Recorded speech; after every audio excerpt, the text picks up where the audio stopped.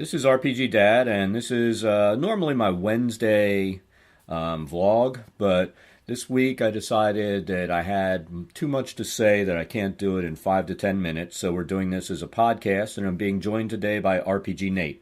Hello. And today's not a vlog is going to be entitled Don't Be a Stupid Game Designer. Now, what's really created this is the entire D&D Next packet that's come out on the 2nd? It was like Friday night it came out, or Saturday night, something like that when we downloaded it. It was funny. I got it like the moment it came out, and you got it later that Well, afternoon. I got notice like the next day. You got it the night before. I get it the next day, but I still found it. And this is where Wizards just showed their stupidity. You go when you went to the page and you put the link. You clicked on the link to get the newest packet. It was saying, get the old June packet. But when you went there, it downloaded the August packet. I mean, they're so fucking lazy. They can't even update their pages and stuff before they put the packet out. Yeah, but that's Wizards for you, though. But I mean, this new Next packet is a giant step backwards. I mean, the whole Next thing, in my opinion, has been a giant step backwards. But and let me go ahead and I'll cut myself off real quick. There's probably going to be more background noises than normal. We're in a different room mostly because I wanted to be able to run a computer, go through some of these PDFs and talk about stuff. I'm old and senile and probably forget a lot of stuff. That's why it's written down. I take advantage of it. Yeah. But there's going to be a little more noise than normal. We're in a room where the vent's a little louder. There's going to be other background noises. Sorry about that. I'm going to say that right up front. Hey, at least my PS3 isn't as loud as yours, so that's not an issue. Yeah, whatever. Oh, look, it finally turned off. But anyway, back to the Next packet. I mean, the old Next packet, there was a lot wrong with it. I mean, there was a lot wrong. Too much. The old damage. Next packet was more right than this one. But there was still too much damage being dealt by everybody. Honestly, have any encounters in the previous Next packets ever been a challenge for your group? The ones with like firewall, I think. They could have been a challenge, but the real challenge was created by poor play in your group, like the web and stuff like that, trapping you guys so you weren't spread out and negating the firewall and the different things that they could have done. If you guys would have spread and done normal combat, the firewall could have only gotten one or two guys. But also Death Cloud guys. But let's face it, some of this has to do with, your lower level spells are entirely too powerful. I mean, whether it's an enemy at your level that's dealing those spells or you, there's too many chances for one-hit kills. But that's not the biggest issue I have with this. I mean, this packet is so filled with stupid that it hurts. Yeah. Let's. What do you want to start with? Classes? Sure. All right, so let's start with classes. I mean, one of the things that really stands out when I first started reading is the fighter. Isn't there a search thing in there so you can just find things you're looking for? There is, but you know what? That's going to be even more noise. So I'm just going to use this. One of the things that really stands out is the fighter. Just past it. Well, first, what really stands out? I mean, they obviously redid the classes, and you know what this really tastes like? What? It tastes like Mists of Pandaria, the newest WoW version, when they got rid of skills, they got rid of your ladders, they got rid of everything that allowed you to kind of customize your character. Yeah, they were optimized builds that you could just be a copycat and sit down and copy what somebody else has done and try to optimize that way. Or you could try to be an individual and pick your specialties, your feats, and all the stuff that went through. That really ticked me off when they did that, because I had worked for like months trying to figure out what the hell the best optimization was. But they did that with WoW. They dumbed it down. They made it 5-year-old friendly, and they turned it into an absolutely stupid game. And that's what they're doing with D&D Next. They've turned it into an absolutely stupid game. I'm gonna move away for a second. Let's be honest. When you talk to Pathfinder people, what's one of the main things that they like about Pathfinder in their character creation? I have not talked to a Pathfinder person. I avoid them. They like customization, right? That's a big thing about that. They love they being able to customize. In the last packet, you weren't required to take specific skills. You know, it wasn't a set ladder where if you're a thief, you had to take this, this, and this. You could make your own thief. They replace skills with lore. But it's not even a matter of the skills and stuff. They don't give you a choice. What? Yeah, I know. We'll get to that. They don't give you a choice. If you take a fighter, when you hit first level, you're taking, which we'll talk about this too. You take second win. You hit second level, you're taking action surge. It's not like here. These are some things that a fighter can do. Pick one. That's the way the last packet was, right? You could. Really. No, it had stuff, but there was still stuff as you leveled up you could pick. That doesn't. Oh yeah, but it didn't kick in until like 4th level. But that doesn't exist here at any level. The only thing that you can do, all right? Path. Yeah, but martial path. You pick a martial path, and it says this is what you do on this martial path. You take this one, then this one, then this one. It is cookie cut. It's a cookie cutter thing.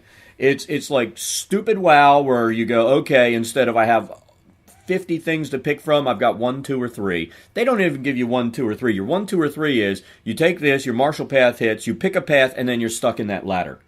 So it's all picked for you. Now, the only thing that you get a chance to pick in this is like at level 4 on a fighter, you get ability score improvement. And ability score improvement means you can either do +2 in one attribute or do +1 to 2 attributes. Yeah. All right. Now, instead of doing that, you can not take an improvement on one of your ability scores, and you can select a feat. Now, feats are not even an option at first level. You can't pick a feat until these ability score improvements hit on your character levels.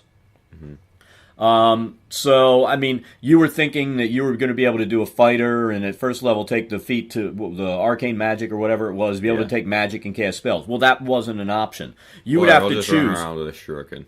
You would have to choose at 4th level to not augment your ability scores and Also, take a feat. Real quick, veering away from classes, I saw something that really annoyed me. They make katanas the equivalent of a longsword. Damage-wise, it's probably accurate because a katana is like a longsword, but it's wielded two-handed, so that in itself should give more damage. The big difference is a katana is a single-edged weapon, where a longsword is a two-edged blade, so that might offset some of the damage differential. Why are you trying to rationalize? I'm not trying to rationalize, I'm just saying I can understand because a katana and a longsword are about the same size, same weight, and theoretically wielded one-handed, they're going to do the same amount of damage. Yeah. So, yes, but if you're going to force it to be a two-handed weapon, then you need to bump it. If a longsword's what's a longsword, a D8 or a D10? D8. Then you need to make the katana a D10. Yeah.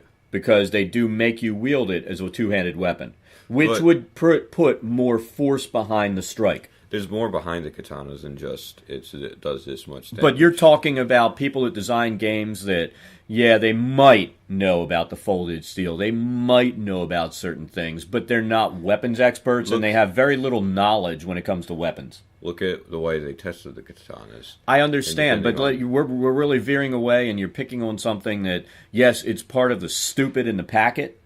Yes, it should be a D10 as a two-handed weapon, but I mean, again, we're talking to a group of people, the game designers, who don't know their ass from a hole in the ground when it comes to weapons and armor. And we're going to get to that. So I want to get back to the classes. So, back to the classes and the idea of feats. The feats, I mean, they've already stripped us of skills in our character building. Yes. And, the people go, well, they give you backgrounds in lore. What does lore give you?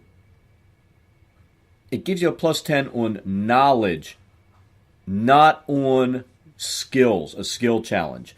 You may go in, and let's say you take some type of lore that you might know something about traps. You would know, that's a pressure plate trap. I know that kind of stuff. I don't know anything about disarming them. That's not part of lore.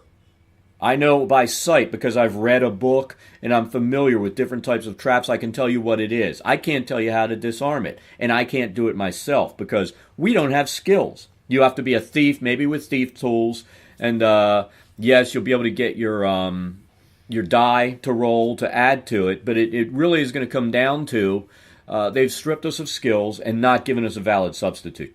All of these lore things are like lores of local politics, lore of regional politics, lore of history of this area or that. It's all general knowledge. So, yeah, you might have a good chance to roll. Oh, yeah, I know about this, which might be good in role play, but when it comes to actual gameplay or encounters, it's a useless thing. It's not going to help you get out of an encounter. That plus 10 is meaningless when it comes to taking care of a trap or talking your way out of something. Yes, I know everything about that monster, but I know nothing about how to get, I have no ability to kill it or anything else. Yeah. So, it's a stupid substitute. That's one of the many parts of this that is absolutely stupid. And they still have the DC 30, the DC 35 checks in there, and no way for you to do it. Even a DC 25 is going to be difficult since they cap your ability scores at 20. So you've got a +5 at most. Now, with let's go to mages real quick. With the saving throws, what did you add to generate a saving throw the last time? When you cast a spell and you say, okay, you have to save against it. It was 10 plus... your intelligence plus spellcasting bonus. You don't get that. Yeah, I saw that. Unless you only get 10 plus your intelligence modifier, or 10 plus whatever modifier you have, and then they're saving against that. Well, no, I read, and if you're wielding your spell book, you can do it. Most things, though, you're not able to use, and it doesn't say that under the wizard itself. It says it's 10 plus your intelligence modifier. So, I mean, we'll look at that and we'll argue about it later. But I just think that there's so much stupid in here. Yeah, it's going to give these things more of a chance to save, which is probably good because it was hard for anything to save when somebody had all these modifiers where it's 17 or more, and no, I'm not getting it. But let's go back to the fighter. Here's something that really irks me. What do you get at first level? Second wind.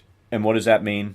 You regain half your hit points. Exactly. So they've given you basically that 4E ability. Except it's doubled. Of second wind, and it's doubled. And who else gets this? No one. Nobody. Or at least no one I've read. Why would you give second wind to fighters and say fuck everybody else?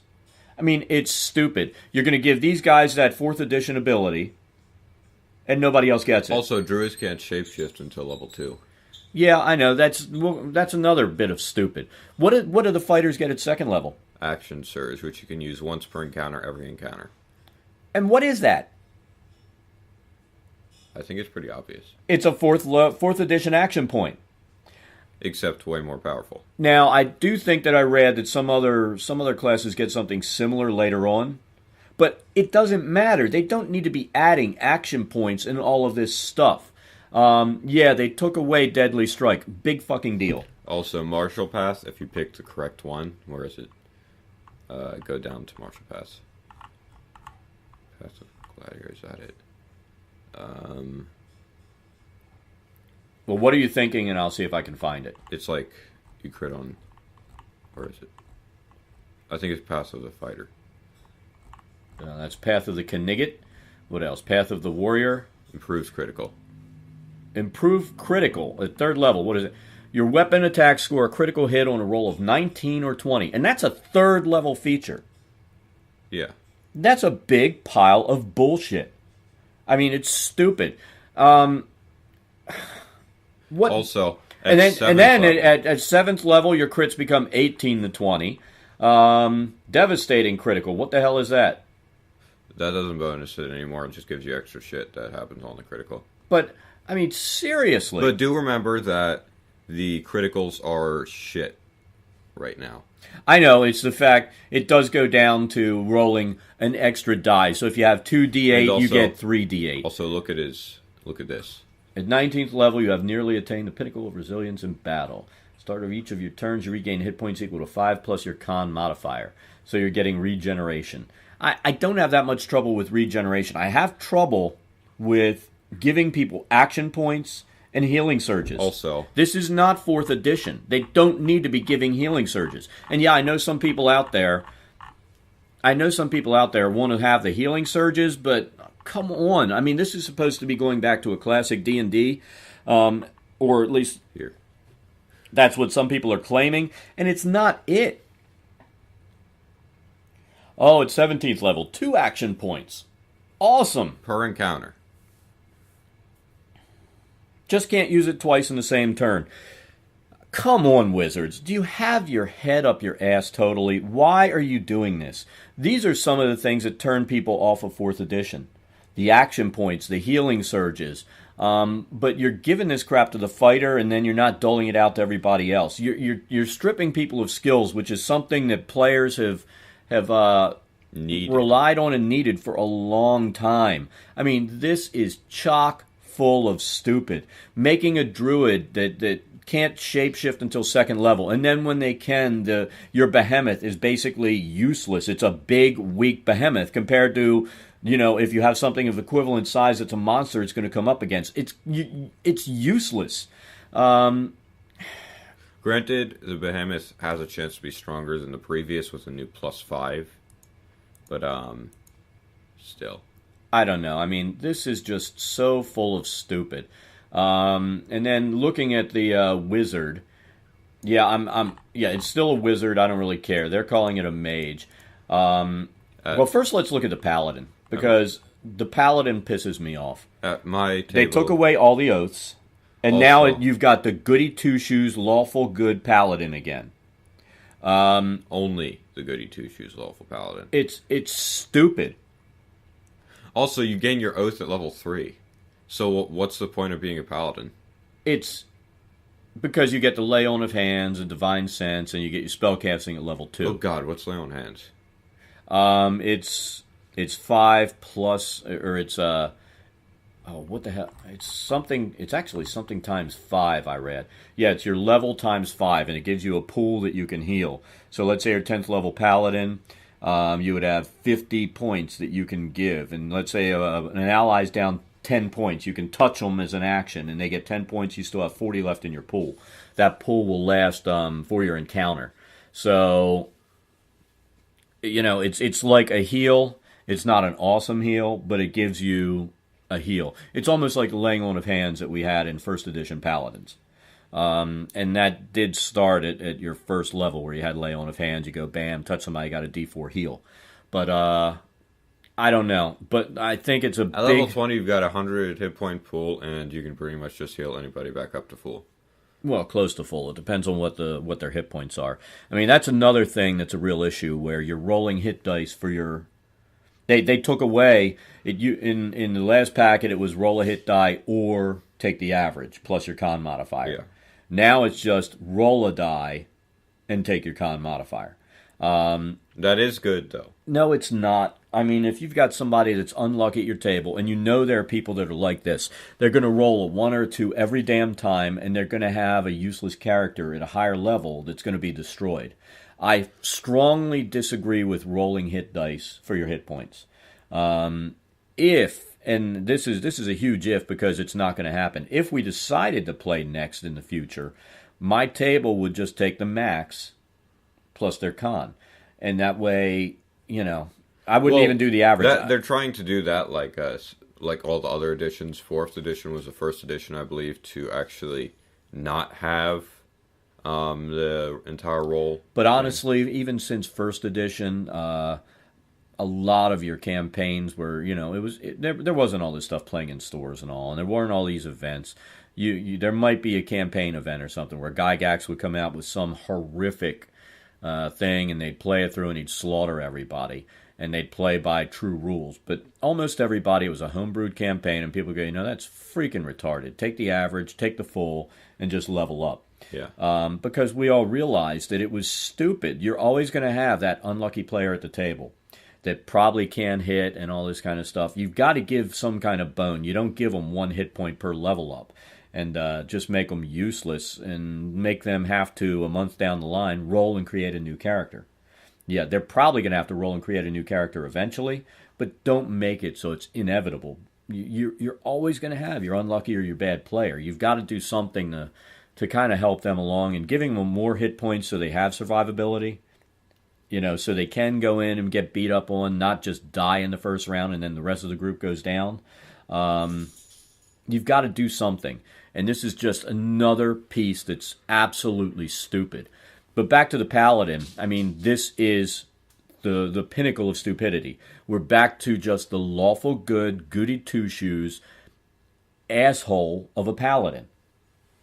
I'm sorry, but they need to have oaths that also allow you to take an oath to a neutral god. Take an oath to an evil god. You know exactly what they're doing. What? They're going to keep it this way until release. They're not going to add the other oaths. And they are going to... They'll add oaths in new books so they can get more money out of you and fuck you over some more. Yeah. Now, here's the thing. To get on that subject, people are probably like, oh, well, when they add multi-classing. But that'll give you more customization. It's not going to give you more customization. No. You know why? Because you're still going to have these ladders where you have to take certain things at each level. And once you multi-class, you're going to be stuck picking between two set ladders. They're not going to rewrite the rules for you. Don't delude yourselves. They're not going to rewrite the rules for you. So you can pick whatever you want just because you multi-class and fuck everybody else and say you have to take that ladder. They're not going to do it. Now, if they multi-class the way they should, it'll be you take levels in either class. It doesn't matter. You're still going to be stuck with ladders in your two classes that you've taken. So you're still stuck with, it's not going to be a matter of, okay, now I've taken, let's see, I've got this ranger and I've taken thief. I want to take this or that. Where's this list of things that I can choose from? There's not a list. You're going to have, at 5th level, you take this. Whether it's as a thief or as a ranger. At 7th level, you take this. You're not going to have real choices. Yeah, 5th ranger level, 5th thief level. Hopefully, if they do add multi-classing, hopefully they do it that way. But the thing is, they're not going to do it. You're not going to have true customization still. And customization means you're able to pick from abilities. You're able to pick from different feats. And yeah, you can pick from feats, but you're kind of screwed because now it comes down to, do I want to improve my character or do I just want to take a feat? Yeah. And you still can't do any freaking skills. So, I mean, it's just stupid. But the Paladin being the typical goody two-shoes, everybody hates on Paladin, that's just lame. Wait, what do they do to our protection real quick? Did you just see it? Yeah. Starting 7th level is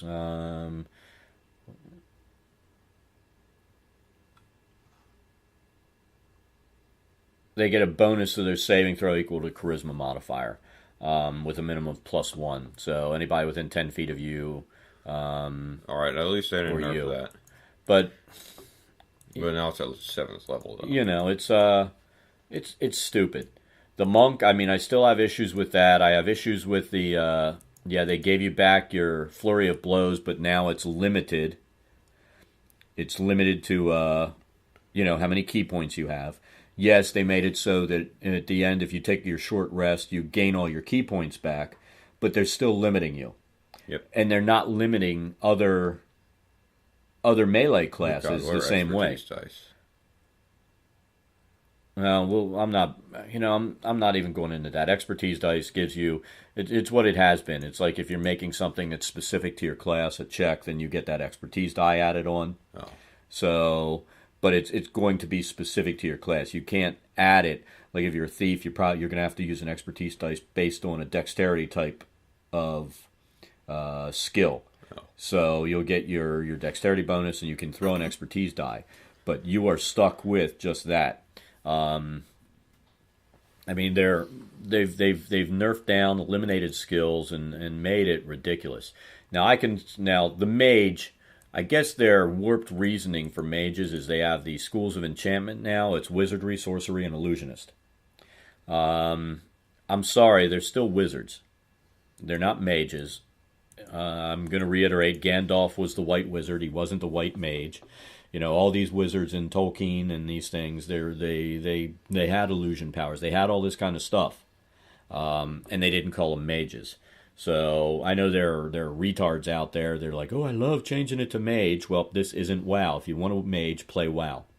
And please leave our game because we don't like this. This is D&D, We started off as magic users. We moved to wizards, and that's what we are. Yeah. Get over it. They're wizards. And let's face it, it's all based on Tolkien-esque things as well as a little bit of Moorcock and other stuff. But that's really what Gygax was looking at. Now, I admit I do have a problem with this Vancian magic. You know, the memorize a spell and forget it thing. Yes, 4th edition kind of had that, but the at-wills were better than these cantrips that they're giving you that are mostly useless. And, I'm sorry, Magic Missile should not be a spell that you cast and forget. It just shouldn't be.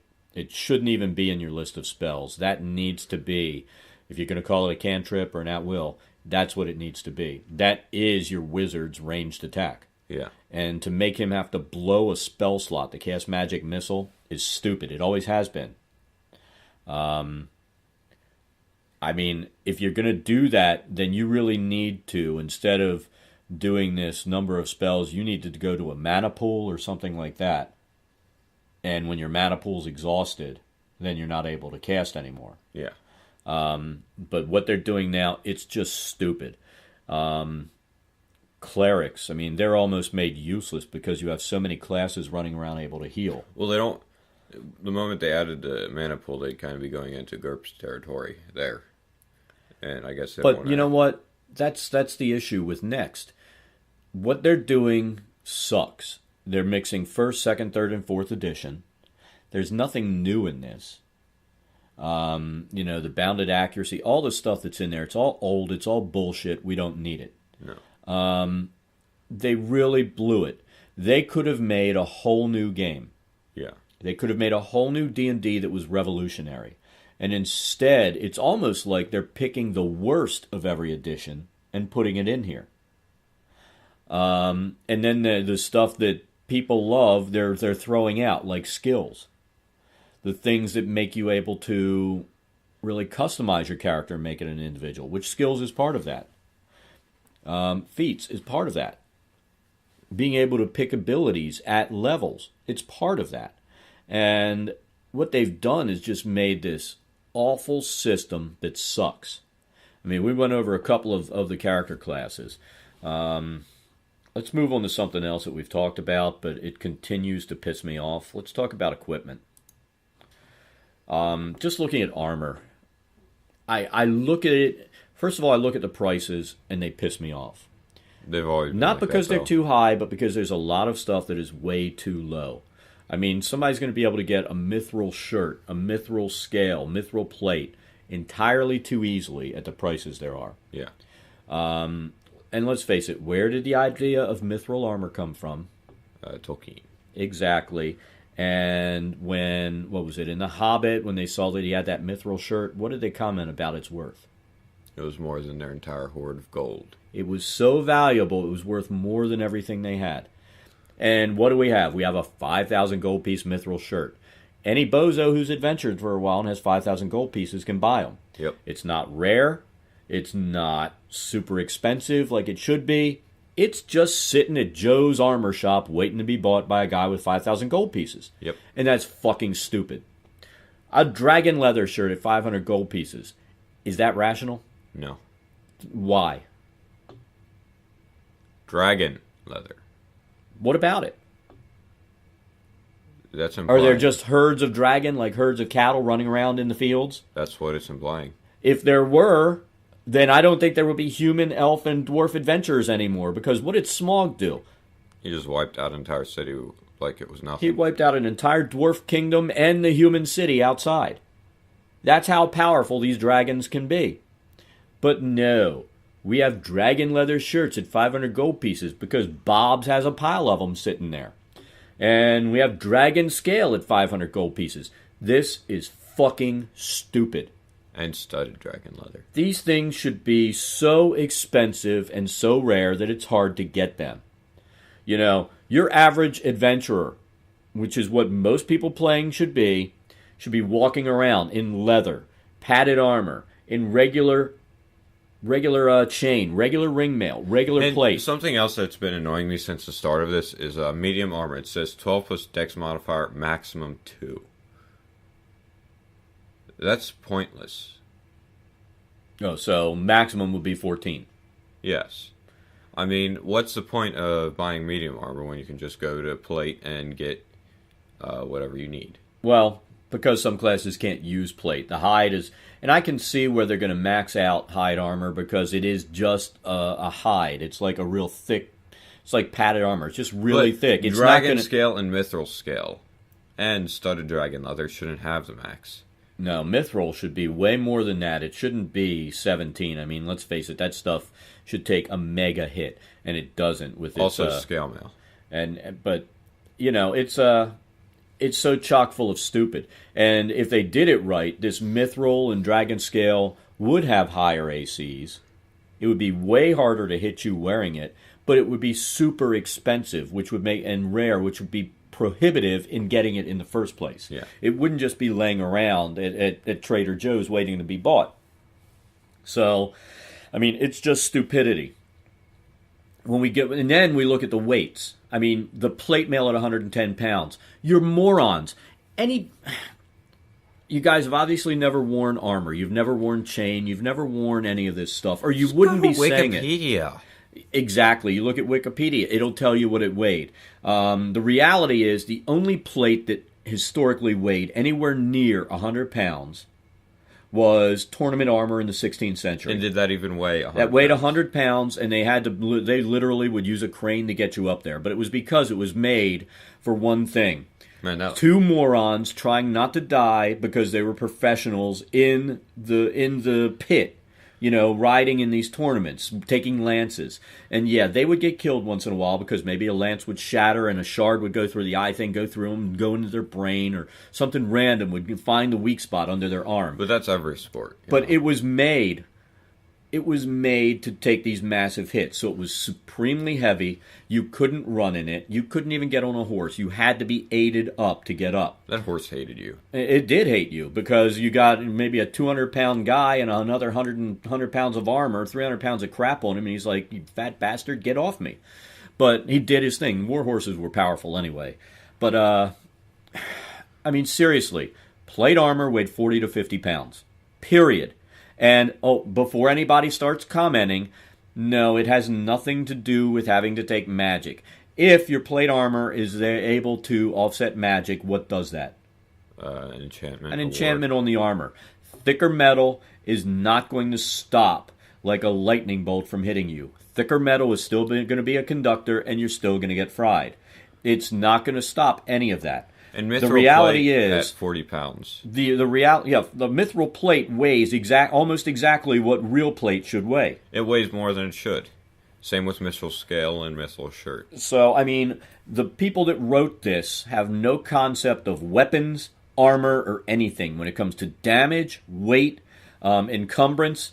And to sit there and say, yeah, you have disadvantage on stealth. Sure, maybe. Plate, you're not really going to be reduced that much when it comes to running and your ability to do things. You can run and jog in plate armor. You're slightly slower, so yeah, I can see the minus 5 feet.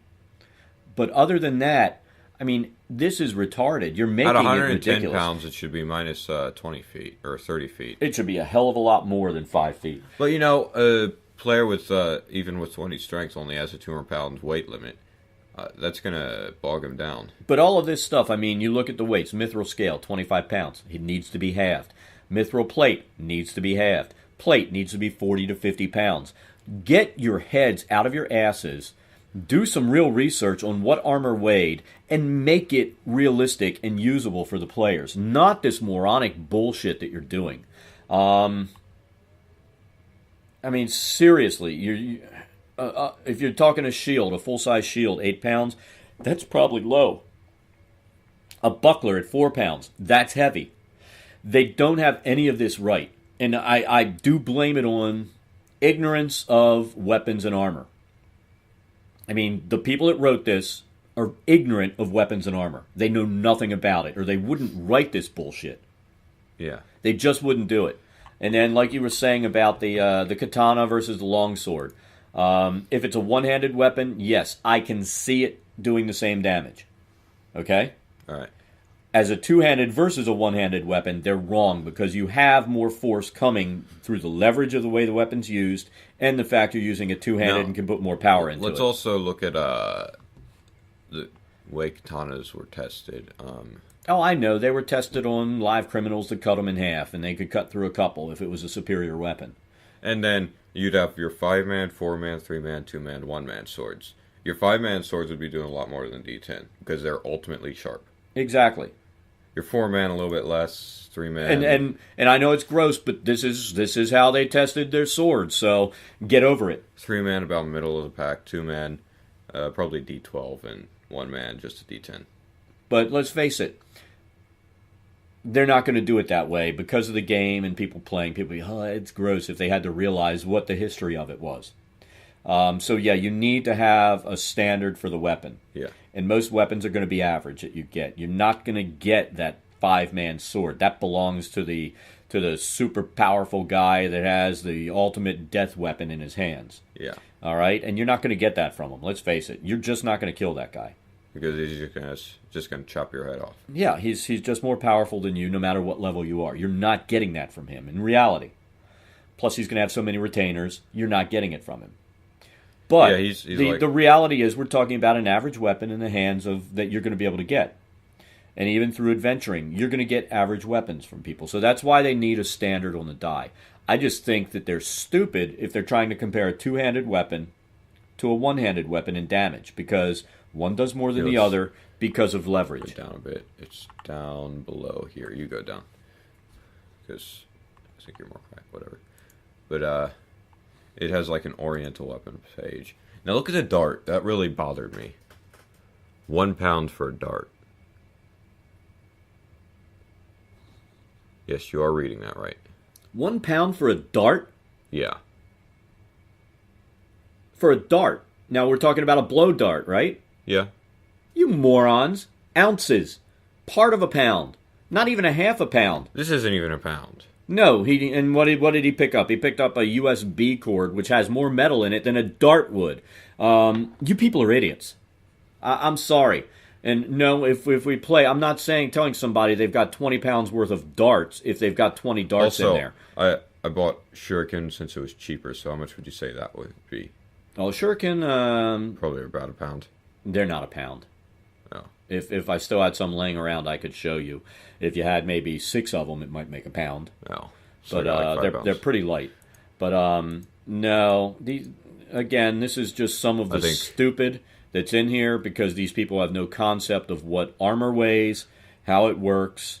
They have no concept of weapons. Now, I was shocked because I did weigh my longsword, and they were 0.4 of a pound light compared to what my longsword weighs.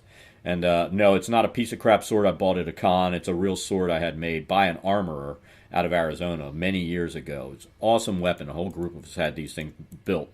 All right here. What about it? That's the Oriental weapon table. Yeah, but it doesn't say anything about... Go up. It tells you what the damage on it is. Where? No, go down, right there. Don't talk to me that way. Sorry, I'm going to have right to smack you right here on the thing. See? It says equivalent weapon. So what you're doing, you're looking at that versus the equivalent weapon, and that's where your damage is. So, you know what that is? That's not just stupid. That's laziness. You can make a table. You had the time to do this. You couldn't add a little chart and make it so it was viable. I'm sorry, a shuriken does more damage than a dart.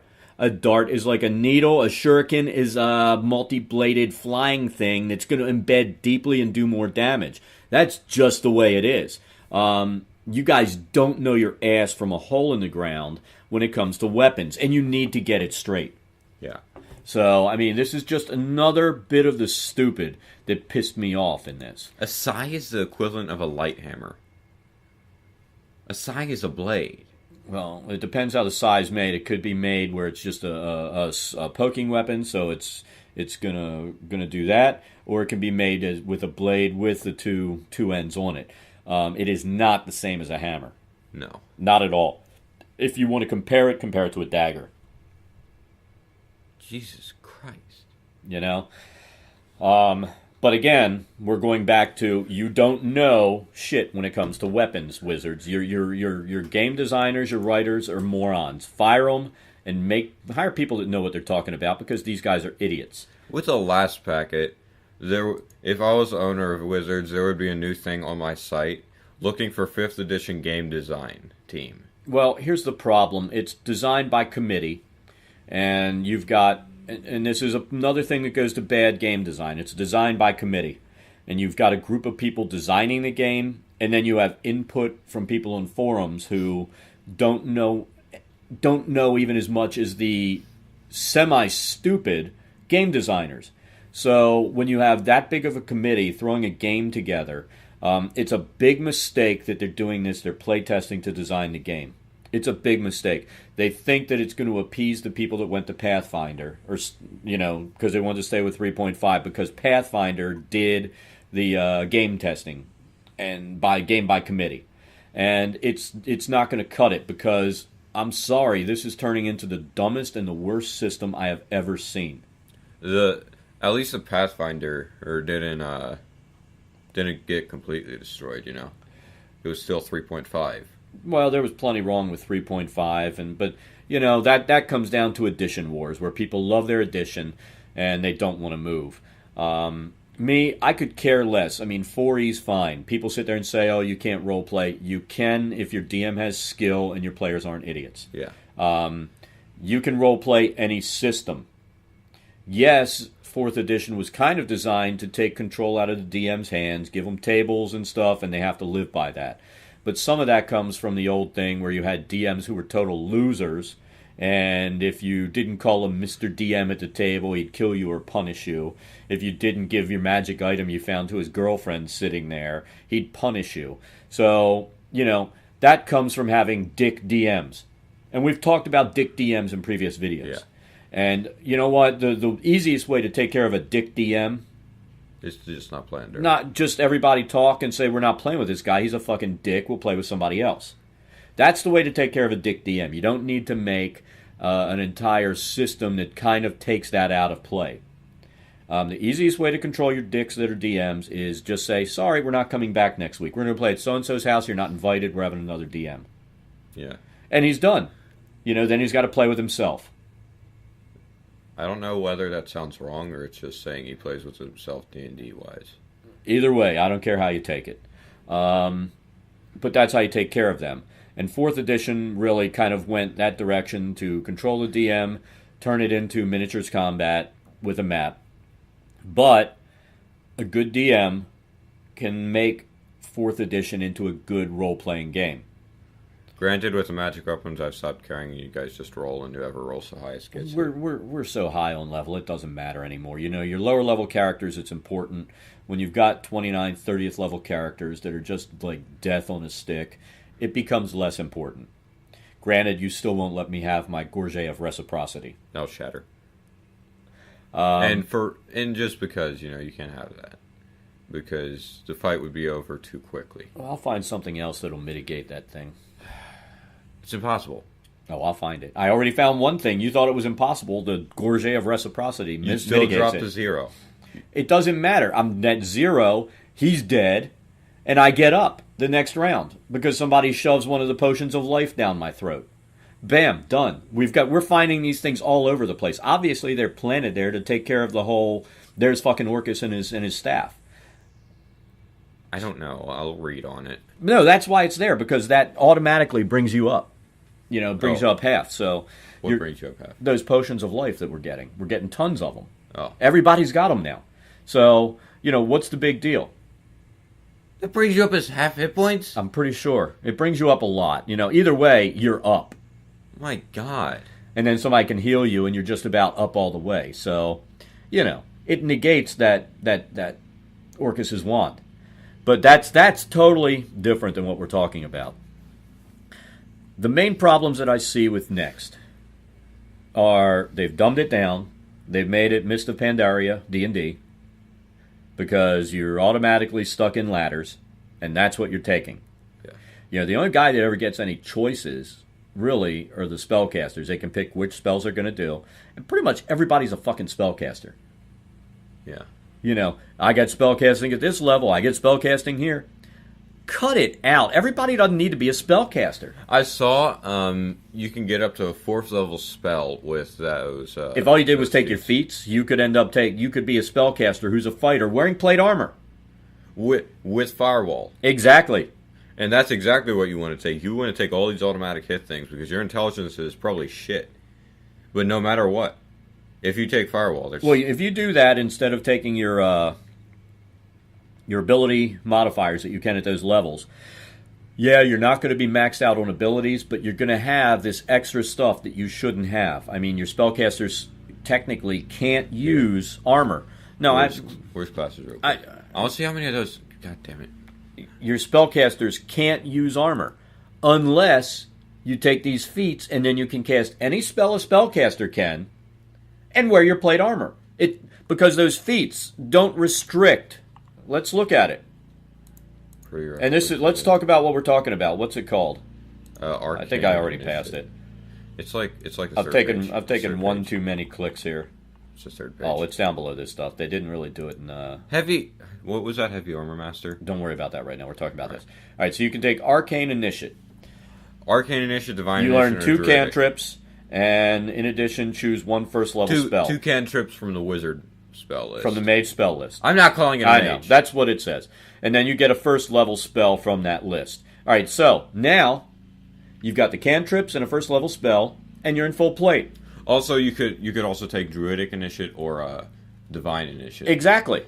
But they're not quite as good as this because you don't get all the extra stuff unless you want to be like a healer. But then, your next feat you get to take, Magic Adept. You get a 2nd level spell from the same spell list.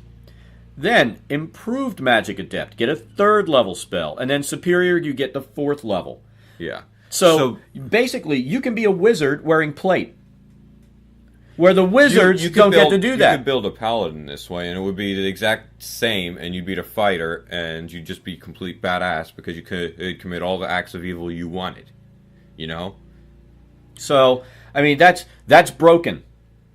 To say that you can take Magic Adept... Of course, you couldn't take spells from paladin list, but I'm saying, like, take cleric spells. But what I'm saying is that is broken. That anybody... No matter what they are, what armors they wear as their class, can take these spells, take these feats, and they can cast, whereas a wizard is stuck wearing his cloth robes.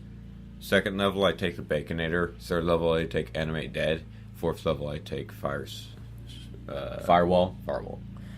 Baconator's Fire Sphere, unless I remove that. Flame Sphere, it's still there. Oh. So, I mean, let's face it. You just got some auto hits. I became Necromancer all of a sudden. Exactly. And, I mean, it's retarded. It is so stupid. And, no, those aren't even the most stupid. This, I'd say, is the most stupid. What? I don't understand it. Lucky. You got 3 luck points. Just stupid. Oh, you get to roll an additional. You get 3 chances, whether it's attack, ability, or saving throws. So you'll get 3 extra rolls. You can, let's say you roll an attack, you fail. You can say, "Oh, I'm lucky." So you get to throw a 2nd and take the higher one. And then you fail a saving throw. "Oh, I'm lucky." So that's 2 uses. So you can do that. You make your save. 3 uses. It's like you get extra advantage. By the time you said the first, "Oh, I'm lucky," I'm going to punch you in the face and kick you off my table because you're fucking annoying. Well, this is it's just stupid. This packet is so stupid it's not even funny. Yeah. And I don't think I can say stupid enough times to explain how stupid this stupid game is. Yeah. Real quick, what was a heavy armor thing? Don't read it out. What? So you get to reduce attack damage from bludgeoning, piercing, and slashing damage by your con modifier, which you should have a solid con if you're a plate-wearing heavy guy. Yeah. And, also, another thing I thought was stupid, go up to the heavy weapon mastery, or whatever the hell it is. Yeah, it's right there. Great weapon master. Now, with this one, the Great Weapon Master, you gain proficiency with all weapons. You also basically gain cleave. So if you kill something or score a critical hit, you can make a 2nd attack. But that was part of a class feature before. No, cleave was a different thing. Cleave was a feat.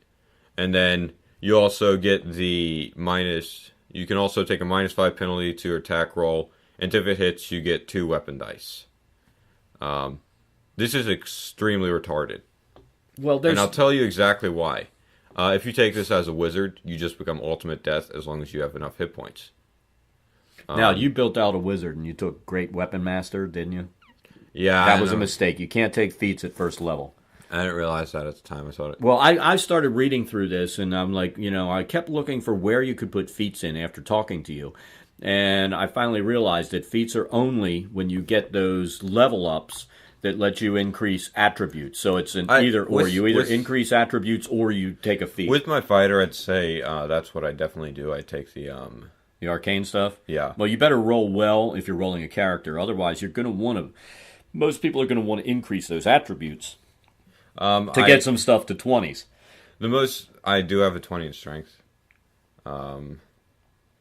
Dex wouldn't hurt to get to 20, but, if I can get arcane stuff and wizard stuff on a fighter, I'll do it. But I just think that this thing is... It's so stupid. And yeah, you can sit there and argue, oh, well, taking this instead of your attributes, that's your customization. No, it's not. It's poor game design. That's what it is. It's strictly poor, lazy game design. And they made feats an optional rule. I don't know how that affects anything, but well, that means that as a DM, I can say you don't get to use feats. Yeah. Which, if you want to run a table, that's probably the best thing to do to keep the arguments down.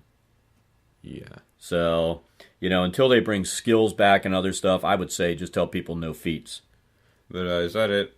Enough complaints? I don't know. I mean, there are so many more complaints that I have about this. It's not even funny. I don't think we can pack all our complaints into one episode, though. But, just, the whole idea that backgrounds and lore is your substitute for skills, that's stupid.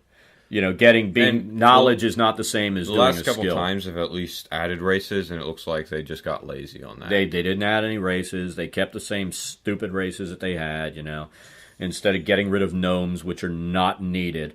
Oh, we need gnomes. No, only the WoW players need the gnomes. We don't need the gnomes. In D&D since... Not since first edition. I'm sorry, your first edition Basic Player's Handbook, nobody was a fucking gnome.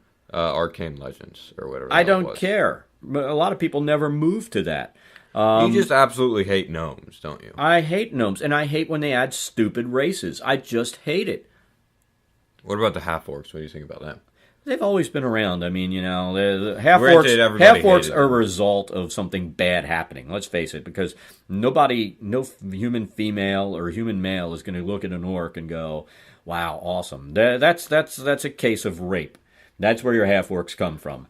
I guess you could count that as bestiality if you like that. I don't know, but, honestly, that's where your half-orcs come from, but that's where your half-orcs would come from. It makes sense to have them in there because orcs are freaking douchebags. Granted, no matter what, everybody hates them. Yeah. Just because they have that orc in them. They're just like a human who's just messed up, but everybody hates them. I'm sorry. There's so much that goes back to this. That really goes to racism and stuff like that. I mean, that's where the whole idea of drow needing to be black. I mean, that just never tasted right to me. It it just spoke of racism. They're black, so they're evil, and I had a problem with that. Yeah. That's why I've discouraged you from, when you make your Dark Elf class and your GURPS thing, to sticking to that thing, because it really tastes of racism, that those bad people are black. And that's just bullshit, since we all came from black people that evolved out of Africa. But when WoW made their Dark Elves, they did do the right thing. They just made them fallen high elves. Exactly. And that's what they should be, fallen elves. WoW, I don't know. WoW has been fine up to Cataclysm. They were starting to mess with the customization, because I think the one before that was just extreme with it, and then the first two I don't really know. But see, this is the issue that I have. This is but I think that's what this is Mists of Pandaria D&D. You can't even argue the point. has almost been following WoW, because third edition, fourth edition did. Third edition did not as much. But 3rd edition and Wrath of the Lich King, they were ultimately customizable. 4th edition and Cataclysm... But I don't think the two were related. No. But 4th edition and Cataclysm we're not quite as customizable. But 4th edition, I really feel, came about because they were trying to pull the MMO players in. Yeah, but they weren't quite as customizable. And let's face it, the MMO players are not as interested in coming out into the daylight, and coming and sitting down with people and actually communicating. They're more interested in sitting there playing their MMO. Yeah. And then 5th edition and Mists, customization. There is no customization. It's bullshit. So, I mean... who knows what customization is I played... Let's face it. Yeah, we played WoW. I got it, figuring we'd play together, and we played together for about 2 years. We played together for 2 years. And that was it. And then I was done with it, because it was just stupid. Mists and then Mists came out, and that was the end of it. Well, no, Cataclysm was fine. It wasn't as retarded. Granted, big dragon flying around. I guess it's an alright boss. Bit cliche, but whatever. Whatever. It was fine. It was fun. The raids were fun. They're a bit easy. They're fun, though. Well, I'm sure there's aspects of Pandaria. I mean, I have no problem with killing, who is it?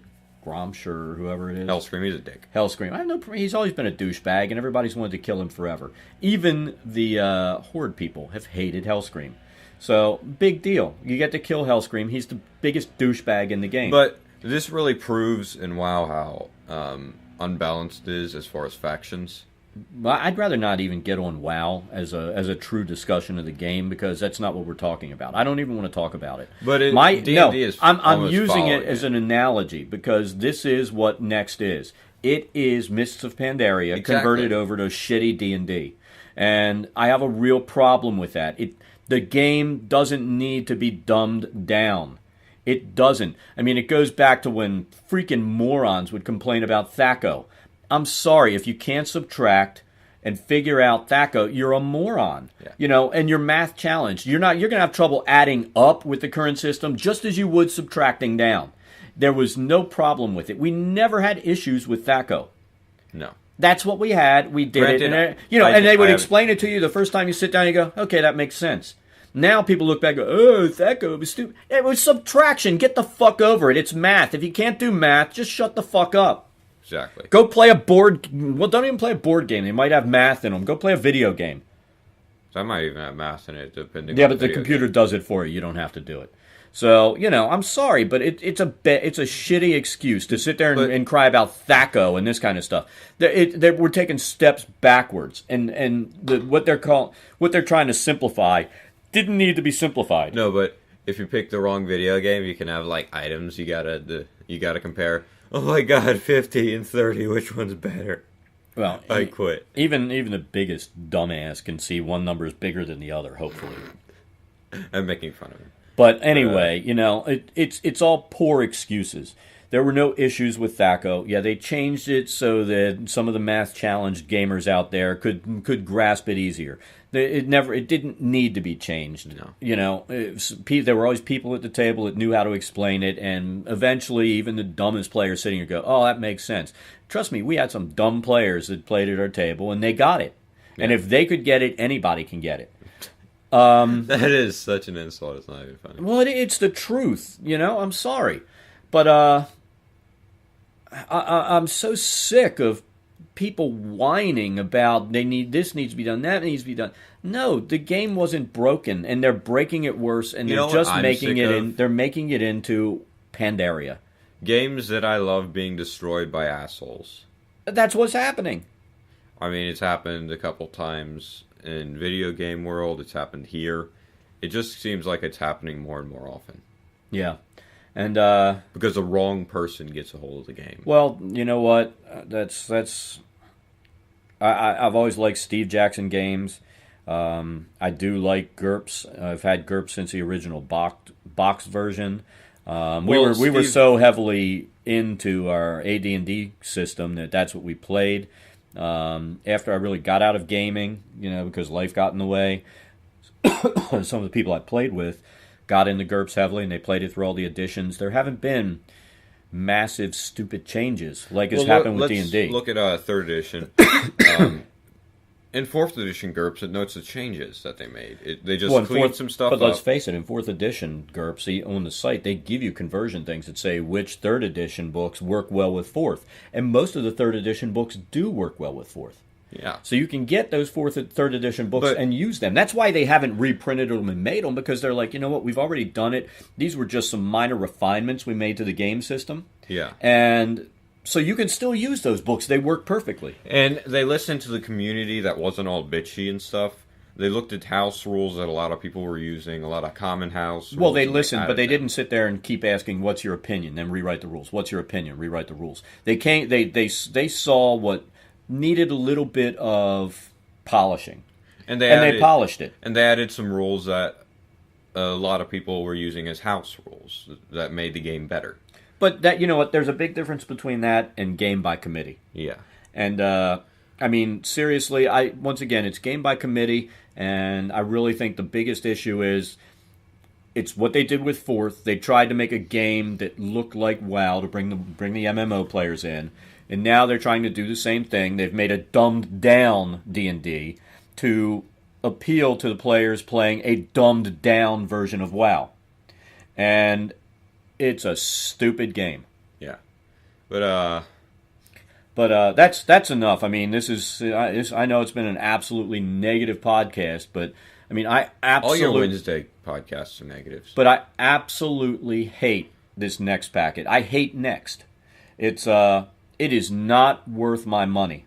It's going to be a piss poor game designed for the whiners and the balance criers who shouldn't be gaming in the first place. But Next wasn't really what turned me over to GURPS. Reading GURPS was what turned me over to GURPS.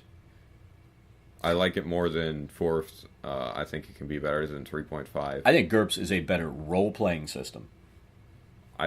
Yeah. It's a better role-playing system because you're picking things, your advantages and disadvantages. All of you who are bitching about customization, go buy some GURPS books. Exactly. You can make... If you actually want customization, that has all the customization your little dreams can imagine. And the thing is, well, most people that are complaining about customization probably wouldn't want to play GURPS because when you take advantages and disadvantages, you have to play them or you're going to be penalized.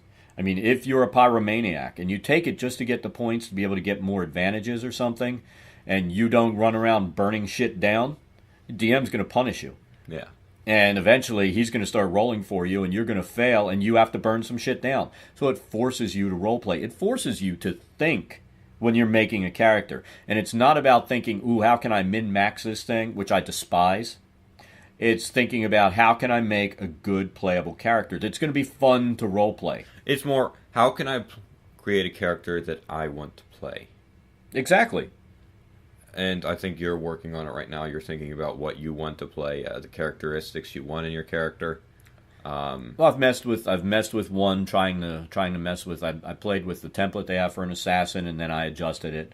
And next, I'm going to make my big dumb fighter guy, who's just going to be the ultimate hitter and damage taker. I made him, and I named him Kick-Ass Man, but I lost him because I saved him and he didn't save, and it was weird. Okay. Well, some of that has to do with the software because it's not software officially made by Steve Jackson. It's outsourced, and some guy just made it. So that's why there's always updates coming to it. But it's still a good tool when it works. Yeah. And it's cheap. And they're not trying to get you for $10 a month or whatever you pay. Well, before Wizards was actually, you could just download the thing. Yeah, and then they became greedy bastards. I think they were greedy bastards from the beginning. But they've gotten worse. D&D was never a greedy bastards community.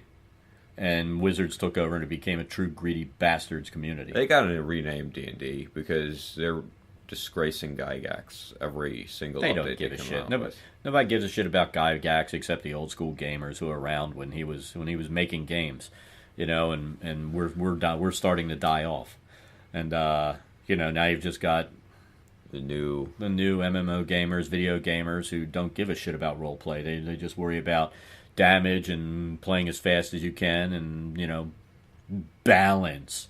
I'm sorry, but it's stupid. But we're way over what we normally do. Well, I knew this would be a long one because it's a hate fest on D&D Next, and let's be honest, this is being a piss poor game designer at its finest. Yeah. And I'm sorry, if you're a game designer and you have to keep taking input from the community, you can't design your own game. You shouldn't be designing games. This should not be game. This should not be game by committee. This should not be a game where they're rehashing old games and trying to piecemeal it together into and it's not even a new game. If you're putting stuff from every edition into this, it's not a new game. No. It's just you hacking and slashing and putting it together. You're making the Jefferson's Bible version, where he hacked and slashed the Bible down to 20 pages that he thought were rational. That's what you're doing with Next. You're hacking and slashing 4 editions worth of D&D. Except this shit isn't rational. Yeah, it's not. A 110-pound plate is not rational. Nothing in this is rational. A D8 Catan is not rational. Giving a fighter second wind and shit is not rational, and denying everybody else. I'm sorry, this is stupidity at its finest. Yeah. So, that's it for this one. That's the end of Don't Be a Shitty Game Designer, or whatever you want to call it. But, I'm sorry, I just can't see Next ever hitting my bookshelves. So, thanks for listening. And like I said, I'm so disgusted you get to DM the next encounter session. I'm not doing it. Yeah. Subscribe to our RSS feed on the blog that subscribes to our podcast thing. Also, if you're interested in seeing new posts on the blog, subscribe to our email feed. Yep. And you'll get emailed every time we put a new post up. Because, if you subscribe to the RSS feed, you would have missed our minis thing yesterday. And you would have missed some other stuff that I put up recently that had nothing to do with podcasts. Yeah. So, if you want to see everything, make sure you subscribe to both. But as RPGNate said, that's about it. I'm worn out just from bitching about this stupid game. I need to go take a nap. Yeah. So thanks for listening, and we will see you next time. This is RPGDad signing off. Bye.